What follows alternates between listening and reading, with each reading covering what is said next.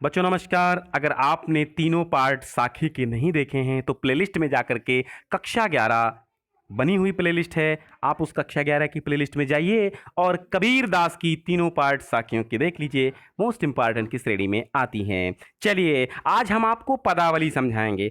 पदावली का हम आपको व्याख्या बताएंगे पदावली की। और अब तो आपको व्याख्या समझ लेनी है। जैसे ही आप व्याख्या समझ लेंगे, अर्थ समझ लेंगे, तो आप प्रश्नों के उत्तर आराम से दे सकेंगे, कोई टेंशन नहीं होगी। चलिए।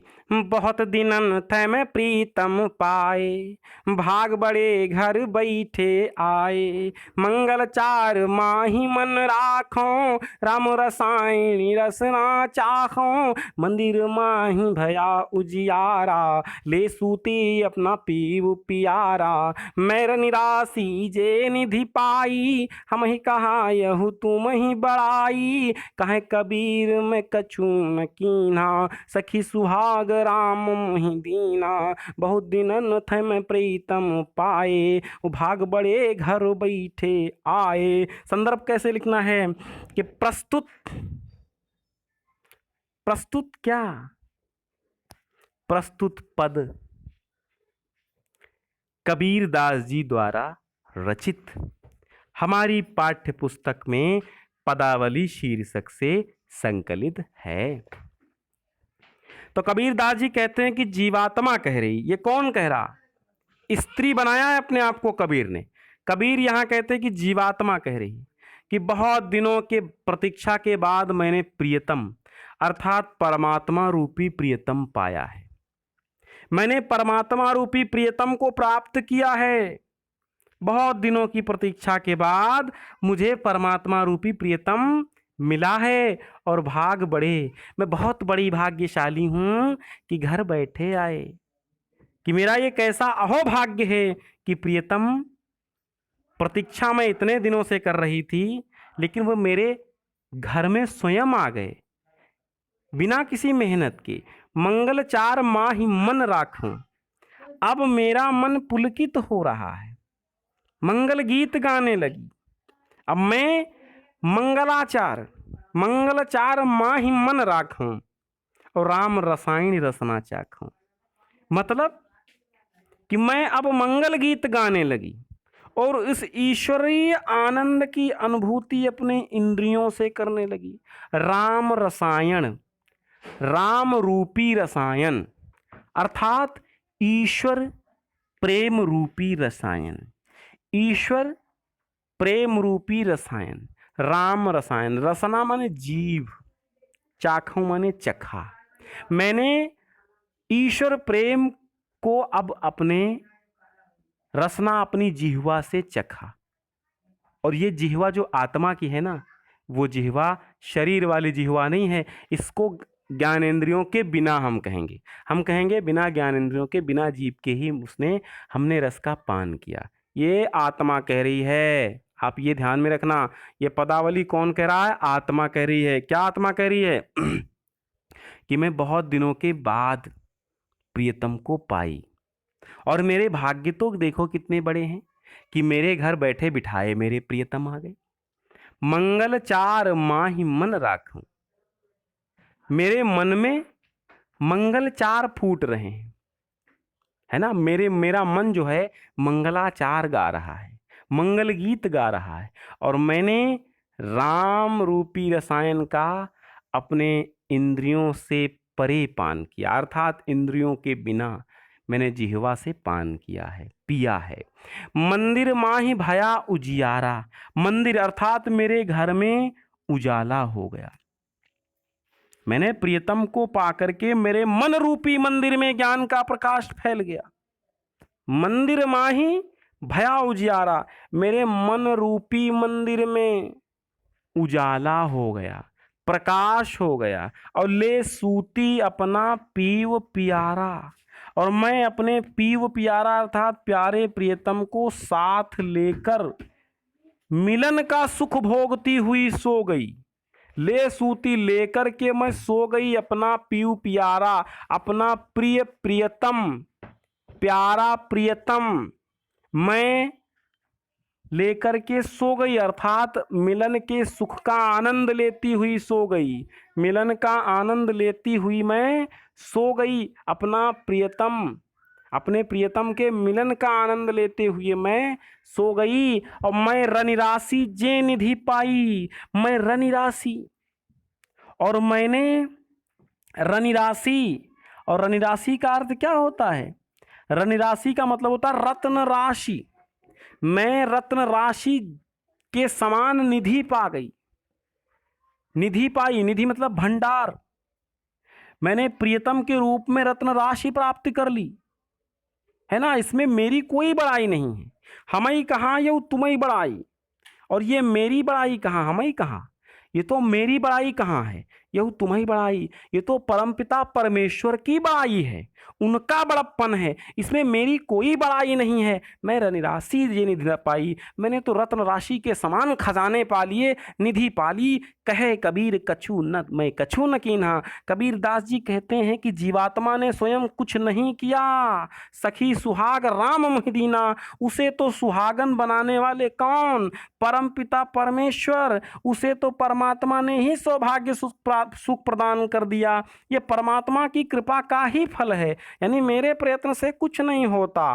कहें कबीर में कछु न कीन्हा। कबीर दास जी कहते हैं कि जीवात्मा ने कुछ नहीं किया, उसको तो सौभाग्यशाली स्वयं भगवान ने कर दिया, स्वयं ईश्वर ने कर दिया, है ना। तो यहां पर रूपक अलंकार है, भाषा सदुक्कड़ी है, गुण प्रसाद है, दोहा छंद है, संयोग श्रृंगार है, रहस्यवादी भावना है। ठीक है, तो आप लोग इसको ध्यान में रखना। समझ में आ गया होगा। संतो भाई आई ज्ञान की आंधी रे, ब्रह्म की टाटी सबे उड़ानी, माया रहे न बांधी रे। संतो भाई आई ज्ञान की आंधी रे, दुचित की दोई थुनी गिरानी, मोह बलि टूटा।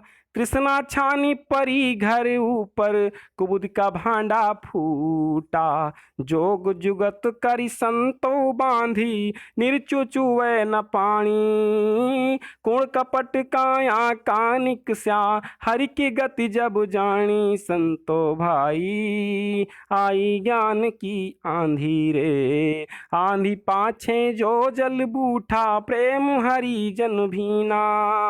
कहें कबीर भान के प्रगटे, उदित भया तमशीना। संतो भाई आई ज्ञान की आंधी रे। कबीर दास जी कहते हैं कि हे संतो भाई, हे संत पुरुषों, ज्ञान का उदय हृदय में आंधी की भांति हुआ। संतो भाई आई ज्ञान की आंधी रे। तो कबीर दास जी कहते हैं कि हे संतो भाइयों, ज्ञान की आंधी आई। ज्ञान का उदय हृदय में आंधी की भांति हुआ। जैसे आंधी आती है ना, तो क्या क्या होता है, अब वो बता रहे हैं कबीर दास जी की जब आंधी आती जो कुछ होता है, वैसे जब ज्ञान की आंधी हृदय के अंदर आई तब क्या हो रहा कि हे संतो भाई, ज्ञान की आंधी हमारे हृदयों के अंदर आई और भ्रम की टाटी सब उड़ानी। भ्रम, टाटी मतलब टटिया होता है। अच्छा, टटिया जो क्या होता है, तो पहले छप्पर के आसपास जो टटिया लगाई जाती थी ना, अभी देखो आप कोई कुटी देखते हो उसके आसपास जो बंद होता है बाउंड्री, वो एक दीवार की भांति, तो उसको टटिया बोलते हैं। जो आसपास से बंद करने के लिए छप्पर के नीचे लगाई जाती है, चारों तरफ से बाउंड्री वाल समझ लो यार उसको, तो वो टटिया होती ना। तो भ्रम की टाटी सबे उड़ानी, जो भ्रम रूपी टटिया थी वो सारी उड़ गई। माया रहे न बांधी रे, और माया के जितने भी बंधन थे, बांधी मतलब बंधन, जो भी माया के बंधन थे वो भी बंधी नहीं रही, माया भी बंधी नहीं रही। जब ज्ञान की आंधी आई ना हमारे हृदय के अंदर, तो भ्रम की टटिया सबसे पहले उड़ गई, और माया रहे न बांधी, और माया रूपी जो बंधन थे वो भी खुल गए, वो भी बंधे नहीं रहे। दुचिते की दोई थुनी गिरानी, और दुचिते माने छप्पर, है ना। दुचिते की दोई थुनी गिरानी, तो जो छप्पर है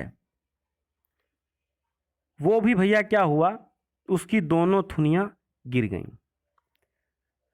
दुचिते की दोई थुनी गिरानी, मोह बलीडा टूटा, और जो ऊपर जो दुचिते अर्थात जो छप्पर रखा था ना,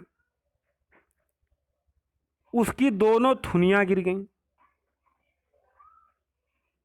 और मोह का बलीडा टूट गया। मोह की जो बल्ली, बल्ली बलीडा माने बल्ली होता है, और बल्ली मतलब एक बहुत मोटा बांस रखा होता है, मोटी लकड़ी रखी होती है, उसके ऊपर पूरा का पूरा छप्पर रुका होता ना। तो जैसे ये ऐसे, ये मान लो ये बनी है आपकी, तो यहाँ पर एक छप्पर होता है मोटा, उसके माध्यम से ये दोनों तरफ छप्पर, इस मोटे वाले छप्पर के माध्यम से दोनों तरफ के छप्पर, सॉरी, मोटे वाले ये बल्ली के माध्यम से दोनों तरफ के छप्पर टिके होते हैं, तो इसको बल्ली कहते हैं। हैं और दुचिता मतलब, दुचिता क्या होता है? तो दुचिते की दोनों थुनी, थुनी माने थुनिया, थुनिया माने स्तंभ, स्तंभ लगे होते हैं ना, वो खंबे टाइप के थुनिया, वो लकड़ी की लगी होती है जिस पे छप्पर रुकता है ना। तो दुचिते की दो ही थुनी गिरानी। दुचिते मतलब दुचिते के देखो दो अर्थ। दुचिते माने छप्पर भी होता है, छप्पर पे और जो लकड़ी रखी होती ना, वो जिसको बाती बोलते हैं, तो दुचिते उसे उसी में बंधा होता है वो छप्पर। तो दुचिते की दो ही थूनी गिरानी। दुचिते मतलब, और चित्त, चित्त माने हृदय होता है, दो माने दो, दो चित्त दो हृदय, अर्थात दोनों तरफ को हृदय भागने वाला, उसकी थुनियां गिर गई। और ये एक चीज ये देख लो, दुचिते का अर्थ क्या होता है? प्रेम और आसक्ति। दुचिते माने प्रेम और आसक्ति, दो चीजें। तो दुचिते की दो ही थुनी गिरानी। जो प्रेम और आसक्ति रूपी छप्पर था, उसकी दोनों स्तंभ टूट गए। प्रेम और आसक्ति की दोनों स्तंभ टूट गए, दोनों गिर गए। मोह बलीडा टूटा, और मोह का बलीडा अर्थात बल्ली टूट गई। मोह की बल्ली जिस पर टिकी हुई थी, मोह की बल्ली जिस पर टिकी हुई थी, प्रेम और आसक्ति के वो दोनों खंबे टूट कर गिर गए, है ना। प्रेम और आसक्ति के, दुचिते माने प्रेम और आसक्ति, एक तो प्रेम दूसरा आसक्ति, तो प्रेम और आसक्ति के दोनों खंबे टूट करके गिर गए। मोह जिस पर टिका हुआ था, मोह बलीडा, मोह का बल्ली, मोह की बल्ली भी टूट गई, है ना। मोह बलीडा टूटा, तो मोह की बल्ली भी जिस पर टिकी होती वो बल्ली भी टूट गई। ठीक है। तृष्णा छान, तो बल्ली जो है तभी तक स्थिर रहे जब तक ज्ञान रूपी आंधी नहीं आती, और अब ज्ञान रूपी आंधी आ गई तो क्या क्या हुआ, फिर से समझ लो एक बार। बड़ा कठिन लग रहा होगा आपको, लेकिन कठिन कुछ नहीं। अगर आपने छप्पर देखा है और कुटिया देखी है तो आपको कुछ कठिन नहीं लगेगा। पूरी आप अगर झोंपड़ी देखें तो आपको कुछ कठिन नहीं लगेगा, सब समझ जाएंगे अगर आप ग्रामीण क्षेत्र से हैं। तो संतो भाई आए, तो कबीरदास जी कहते हैं कि हे संतो, ज्ञान की आंधी आई, और जब ज्ञान रूपी आंधी हमारे हृदय में आई तो भ्रम की टटिया सबसे पहले उड़ गई, और माया रहे न बांधी रे, और उसमें जो माया के सारे बंधन थे वो खुल गए, माया भी बंधी नहीं रही। दुचिते की दो थुनी गिराई, प्रेम और आसक्ति के वे स्तंभ दोनों गिर गए। मोह बलीडा टूटा, और मोह रूपी बल्ली जिस पर टिकी थी वो भी टूट गया, है ना। बलीडा भी, वो बल्ली, दुविधा, दुचिते मतलब दुविधा समझ लो, दुविधा की दोनों बल्लियां टूट गईं। दुचिते माने दुविधा कर लो, ये दुविधा भी कह सकते हैं। दुविधा मतलब दो, प्रेम और आसक्ति, ये दो दुविधाएं, दुविधाओं में सारा संसार पड़ा रहता है। तो प्रेम और आसक्ति की दोनों दुविधाएं, और दुविधा की दोनों थुनियां गिर गईं। थुनियां मतलब स्तंभ गिर गए। मोह की बल्ली, मोह रूपी बल्ली टूट गई। और तृष्णा माने तृष्णा, तृष्णा माने प्यास, तृष्णा, ये ठीक है। तृष्णा की, तृष्णा छान, छान माने छप्पर। तृष्णा का जो छप्पर पड़ा हुआ था घर के ऊपर, आपके हृदय के ऊपर जो तृष्णा का छप्पर पड़ा हुआ था, तृष्णा छानी परी घर ऊपर, आपके जो हृदय रूपी घर में तृष्णा का छप्पर पड़ा हुआ था, ठीक है। और कुबुद्धि का भांडा फूटा, तो वो छप्पर भी गिर गया, और कुबुद्धि का भांडा, कुबुद्धि का बर्तन भी फूट गया। कुबुद्धि रूपी बर्तन जो आपके हृदय में के घर के अंदर रखा था, कुबुद्धि का, ज्ञान का जो भांडा, भांडा माने बर्तन, और जब छप्पर गिरा तो वो बर्तन भी टूट गया, है ना। जोग जुगत करी संतो बांधी, निर्चू चुवै न पानी। तो कबीरदास जी कहते हैं कि मैंने जोग की युक्तियां, योग साधना की युक्तियों से मन और चित्त पर ऐसा अंकुश लगाओ कि योग जुगत कर संतो बांधी। योग और युक्तियां, जोग और युक्ति, जुगत माने युक्त, जोग की युक्तियां लगा करके संतो हो, क्या बांधो, चित्त पर, अपने चित्त को बांधो, अपने चित्त रूपी छप्पर को बांधो, है ना। ऐसा अंकुश लगाओ, निर्चू चुए न पानी, कि जो नीचे है पानी न चुए। कौन सा पानी? नीचे पानी ना चुए, और वो ना टपके, कौन सा पानी न टपके? जो वासना रूपी जल टपकता है ना, वो वासना का पानी, जो संसार की वासना का, चाहत का पानी टपकता है, वो न टपके। ठीक है, तो मतलब कहने की यही है कि योग की युक्ति के द्वारा हे संतों, आप अपने हृदय के चित्त के छप्पर को इस प्रकार बांधो कि उसमें जो बाहर आसक्ति और वासना का जल है ना, पानी, वो ना टपके। और कूड़ कपट काया का निकसा हरि की गति जब जानी, जब भगवान की गति समझ गए हम, जब साधक ईश्वर के स्वरूप को जान लेता है ना, तो मन के सारे विकार, जो कूण और कपट होता ना, काया माने शरीर का, वो सब निकल जाता है। हरि की गति जब जानी, जब भगवान की स्थिति एक व्यक्ति जान लेता है, तो तब उसके शरीर का जो कूड़ा और करकट होता है, वो सब बाहर निकल जाता है। जैसे जब आंधी आती है तो घर का सारा कूड़ा करकट बाहर हो जाता है साफ होकर के आंधी में। आंधी पीछे जो जल भूटा, प्रेम हरीर जन भीना। फिर कबीरदास जी कहते हैं कि आंधी आने के बाद, आंधी पीछे जो जल बूठा, बूठा मतलब बरसा। पानी जब आने के बाद जो है, जब आंधी आने के बाद, आंधी पाछे, आंधी आने के बाद पानी बरसता है। मतलब जब साधक ने ईश्वर का स्वरूप जान लिया, तो उसके हृदय में ईश्वर भक्ति एवं ईश्वर प्रेम का जल उसी तरह बरसा जैसे आंधी आने के बाद पानी बरसता है। तो भगवत प्रेम में वो भक्त सराबोर हो जाता है। तो कबीरदास जी वही बताते हैं, आंधी पीछे जो जल बूठा, प्रेम हरिजन भीना। तो आंधी आने के बाद जैसे जल बरसता है, और वो ईश्वर प्रेम रूपी, जब ज्ञान की आंधी आई तो ईश्वर प्रेम रूपी जल बरसा, तो उसी प्रेम में हरिजन अर्थात भगवान के जो लोग थे, जो ईश्वर के भक्त थे, वो भीना अर्थात भीग गए, वे सभी सराबोर हो गए, भीग गए। और कहाँ कबीर भान के प्रगटे। कबीरदास जी कहते हैं कि जब भान अर्थात सूर्य जब प्रकट होता है, तो उदित भया, तो भान के प्रगटे उदित भया तम शीना। शीना माने क्षीण, क्षीणा माने क्षीण, तम माने अंधकार। ठीक है, तो जो अज्ञान का अंधकार, जो तम था, मतलब तम माने अंधकार, और काहे का अज्ञान का, वो क्षीणा माने छीन हो गया। उदित भया, जब उदित हो गया, क्या, जब सूर्य प्रकट हुआ तो उसका प्रकाश, उसका जब ज्ञान का सूर्य प्रकट हुआ तो उसका प्रकाश उदित हुआ, और वो अंधकार क्षीण हो गया। ठीक है, चलिए, तो अब आपको ये समझ में आ गया होगा बहुत पूरी तरह से। देखो, शांत रस है, और अलंकार पूरे में सांग रूपक अलंकार है, प्रतीकात्मक शैली प्रयोग हुआ है। शांत रस है, माधुर्य भाव है, भाषा शुद्धकड़ी है, यानी पंचमेल खिचड़ी, जिसको आप जानते हो।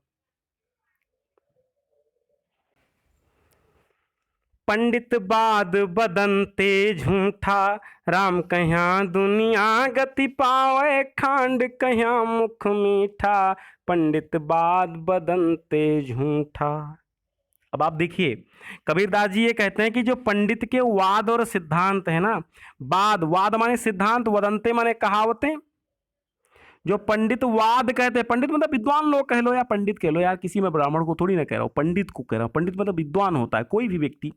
तो कबीरदास जी कहते हैं, जो मेरे विचार से जो पंडित लोग शास्त्र वाचन को प्रमाण मानते हैं ना, शास्त्र कहते हैं ना, पंडितवाद, जो पंडित जो वाद माने क्या, सिद्धांत, बदंते माने कहते हैं ना, जो पंडित सिद्धांत कहते हैं वो झूठा है। वो सारे सिद्धांत जो हैं वो मिथ्या हैं, झूठ हैं। और मेरे विचार से कि वे सारे शास्त्र जो हैं उसमें शास्त्र ज्ञान सत्य नहीं होता, बल्कि जो अनुभव किया हुआ ज्ञान होता है ना, वही सत्य होता। शास्त्र ज्ञान सत्य नहीं होता। कबीरदास जी कहते हैं कि वाक्य ज्ञान से मुक्ति नहीं मिलती है, यही सत्य है।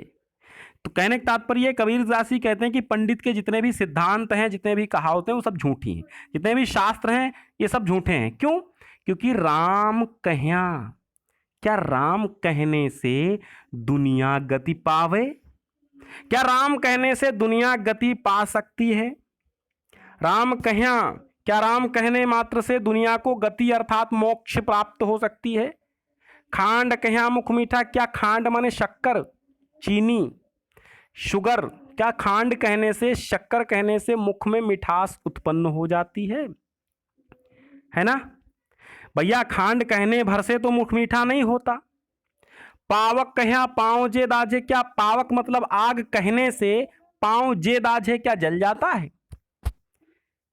क्या अग्नि कहने से पाँव जल जाता है? जल कही तृषा बुझाई, और क्या जल का नाम लेने मात्र से ही प्यास बुझ जाती है?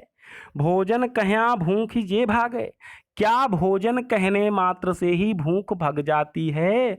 तो सब कोई तिर जाई, जे माने यदि, यदि भोजन कहने से भूख भग जाए तो सब कोई तिर जाई, अर्थात सब कोई मोक्ष को प्राप्त कर ले।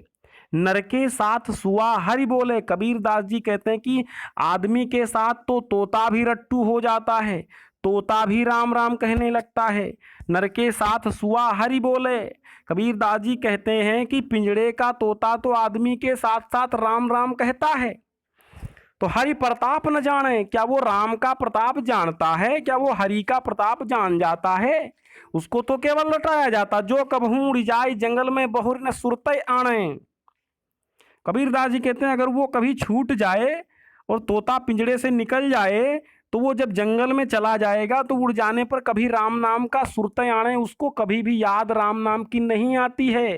तो सांची प्रीत विषय मायासु हरि भगतिन सुआसी, सांची प्रीत विषय मायासु, ठीक है, जिन्हें विषय वासनाओं से सच्चा प्रेम है, जो ईश्वर भक्तों हरि भगतिन सुहासी, और जो ईश्वर के भक्तों का हंसी उड़ाते हैं, उसका उपहास करते हैं।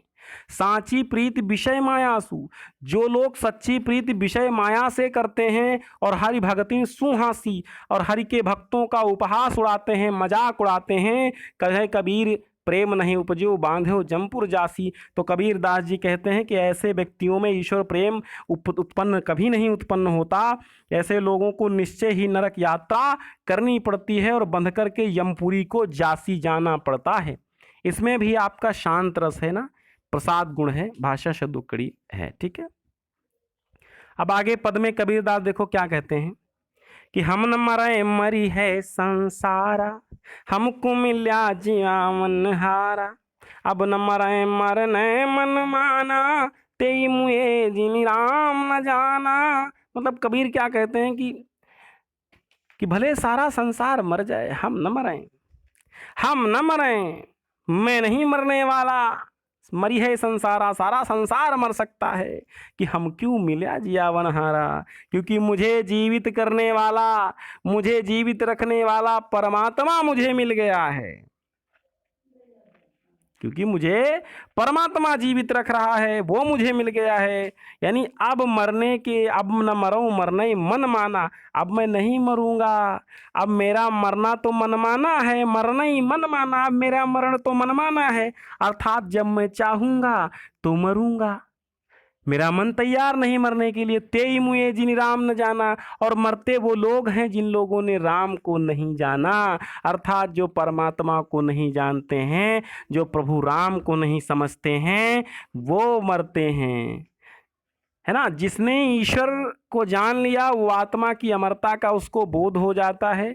और भारी भारी जो है तेई मुए जिन राम न जाना, तो वो जो ईश्वर को जान लेते हैं वो कभी नहीं मरते। मुए माने मरते।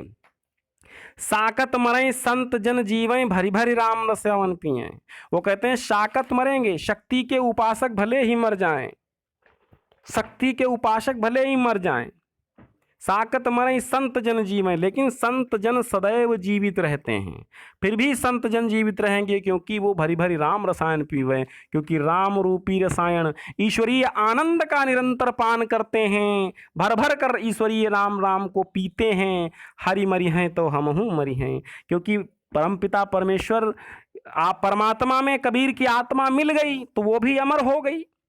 तो कबीरदास जी कहते जब परमात्मा में मेरी आत्मा मिल गई और वो भी अमर, हम भी अमर, तो जब हरि मरी हैं अर्थात ईश्वर मरेंगे तो हमहू मरी हैं, तो हम भी मर जाएंगे। और हरि न मरे हम काहे को मरी हैं, और जब ईश्वर नहीं मरते तो हम काहे को मरेंगे।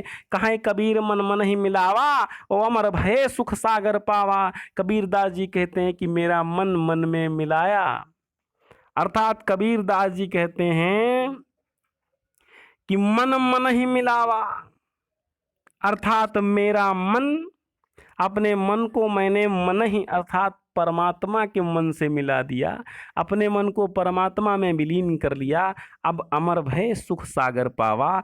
अब वो जो परमात्मा में मिलन है, परमात्मा का मिलन है, वो अमरत्व का बोध करा देता है और सुख सागर में डूब जाता है। तो मेरा मन भी अमर हो गया है, मैं भी अमर हो गया और सुख सागर को प्राप्त कर लिया मैंने, है ना। अमृत का बोध हो गया तो मैंने सुख का सागर प्राप्त कर लिया, है ना। रूपक अलंकार है राम रसायन में, ठीक है।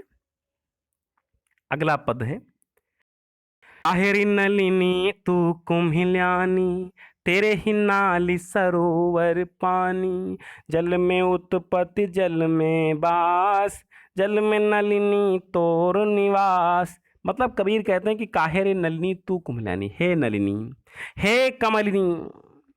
अब देखो, दो कमलिनी का मतलब होता है जीवात्मा के लिए कहा यहाँ पर, कबीर दास जी ने जीवात्मा के लिए यहाँ कहा। तो पहले अर्थ हम कमलिनी के पक्ष में बताते हैं, फिर जीवात्मा के पक्ष में बताएंगे। तो कबीर दास जी पहले कमलिनी से कहते हैं और उसी कमलिनी माने जीवात्मा से भी कहते हैं, ठीक। तो अब देखिए, चलो, अन्योक्ति अलंकार है, कमलिनी के माध्यम से जीवात्मा को संबोधित करते हैं। तो कबीर कहते हैं कि हे नलिनी, हे कमलिनी, तू क्यों कुमला गई, काहे रे नलिनी तू कुमलियानी, तू क्यों कुमला गई, तू क्यों मुरझा गई। तेरे ही नाली सरोवर पानी, क्योंकि सरोवर का जल तो तेरी नाल में पास, नाल के पास ही है, भला तुझे मुरझाने का क्या कारण है। तू जल में उत्पत्ति जल में उत्पन्न होती, जल में वास जल में तेरा निवास है, जल में नलिनी तोर निवास।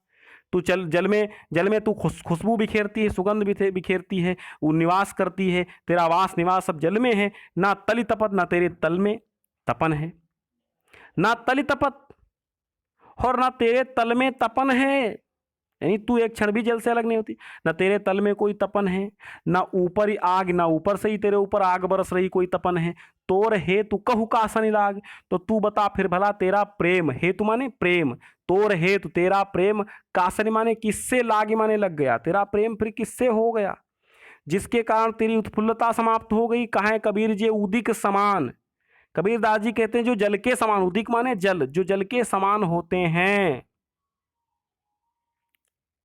ते नहीं मुए हमारे जान, ते माने वह सब, मुए मतलब मरे, वो सब नहीं मरे हमारे जान, हमारी जान से, हमारे ज्ञान से, हमारी समझ से, तो हमारे विचार से वे लोग नहीं मरते जो जल के समान है ना, वो तो अमृत को प्राप्त कर लेते हैं। अब जीवात्मा के पक्ष में अर्थ सुनो, ठीक है। तो कबीर क्या कहते हैं कि हे जीवात्मा, अरे जीवात्मा, तेरे दुख का क्या कारण, तू क्यों कुमला गई, तेरे दुख का क्या कारण है। तेरे ही नाली सरोवर पानी, क्योंकि तू परमात्मा से कभी अलग नहीं होती, फिर क्यों मुरझा गई। मतलब पानी का मतलब परमात्मा, यहाँ नलिनी जीवात्मा है, पानी परमात्मा है। तो तू तो परमात्मा से कभी नहीं अलग होती, क्योंकि हे आत्मा, तू परमात्मा से उत्पन्न, जल से उत्पन्न जल में वास, परमात्मा से उत्पन्न और परमात्मा में ही तेरा निवास है। लास्ट में जाकर तू परमात्मा से मिलती है और जल में ही तेरा निवास हमेशा, अर्थात परमात्मा में ही तेरा हमेशा निवास रहता है।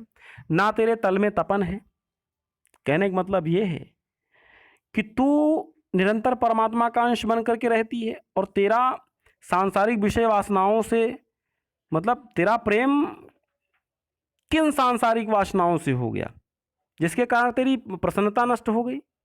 ना तल तपन न ऊपर आग, किसी प्रकार से तेरे ऊपर वासनाएं भी, संसार की माया मोह भी नहीं आ रहा है।